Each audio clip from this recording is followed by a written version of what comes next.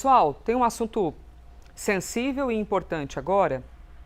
Vai ser divulgado hoje o relatório final da queda do avião da Voipaz. Em 2024, interior de São Paulo, uma tragédia impressionante, 62 pessoas morreram. Então, já haveria de ser uma notícia em si, né, a divulgação do relatório. Mas aí tem um segundo ponto da notícia que traz uma sensibilidade. Os familiares vão ver esse relatório antes de todas as outras pessoas, da imprensa, do público em geral. Renan Fiuza, como é que está agendado isso para hoje? Se já tem horário para a divulgação em si e que horas a família vai poder ter acesso? E aí imagina o tamanho da dor desses parentes, né? De você ver um relatório, mas é isso, faz parte do rito, eles querem ver esse relatório. Vamos explicar direitinho. Ótimo dia para você, Elise, e para todo mundo que está com a gente aqui no Live CNN. 12h30, esses familiares vão ser recebidos em Brasília, na sede do CENIPA, que é o Centro de Pesquisas e Investigações relacionadas a acidentes aéreos, né? Ou seja, vai existir uma espécie de um acolhimento, assim como foi feito no relatório preliminar apresentado a esses familiares, o final também. Então, 12h30, esses familiares serão recebidos, acolhidos e vão ouvir dos investigadores tudo o que aconteceu, todos os laudos, sobretudo técnicos, que causaram, infelizmente, esse acidente aéreo maior desde 2007, quando a gente fala da aviação comercial. E ali, neste momento, perante aos investigadores, a turma que participou desses quase 2 anos de buscas intensivas para tentar achar uma explicação ou as explicações a respeito desse acidente, eles poderão ali ter um tempo junto para entender melhor, ouvir, ter ali as provas apresentadas e com certeza tirar as dúvidas. No final da tarde,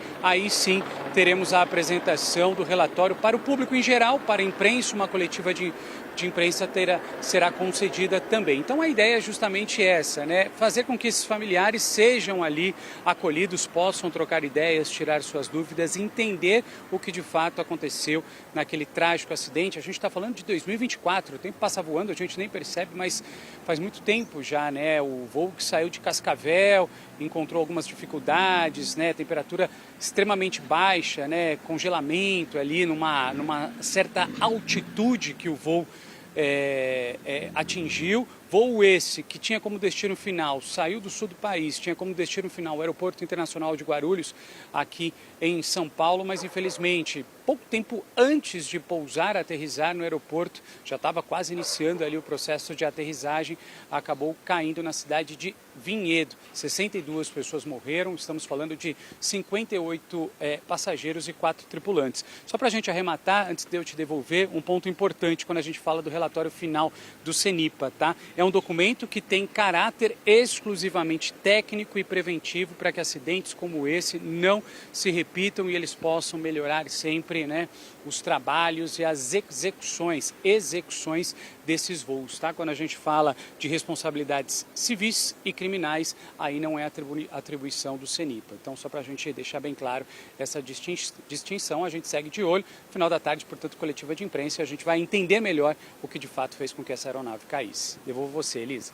E é importante que você traga para a gente mesmo esse olhar, Renan Fiuza, essa informação para a gente ir compreendendo todas essas questões. Renan Fiuza ao vivo, aqui de São Paulo com a gente. Ainda falando sobre o setor aéreo, mas mudando completamente a toada do assunto, mas sobre aviões e sobre regras.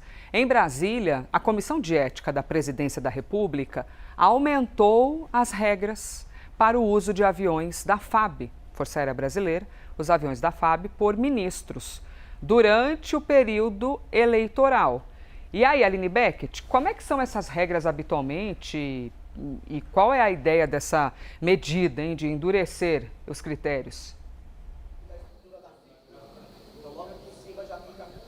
Oi, Elisa, bom dia a você e a todos que nos acompanham aqui no live. E olha só, a atualização foram em pontos muito específicos ali, mas no sentido de deixar mais objetivo, então, essa resolução, do que se trata essas regras, para não deixar ali brechas para outras interpretações, né? Segundo a própria Comissão de Ética da Presidência da República, essa atualização em relação aos voos da FAB, as regras para a utilização dessas aeronaves, serve justamente para poder reforçar ali os controles quando essas autoridades, esses ministros, forem fazer as viagens oficiais e, consequentemente, nesse período eleitoral, participarem de eventos político-partidários, né? Uma resolução já vigente de 2002, essa resolução já prevê ali que ao viajar a autoridade tenha que especificar o motivo dessa viagem, a data, o horário, o local, quem são as pessoas que vão participar dessa viagem, também o interesse público ali envolvido por trás dessa viagem oficial.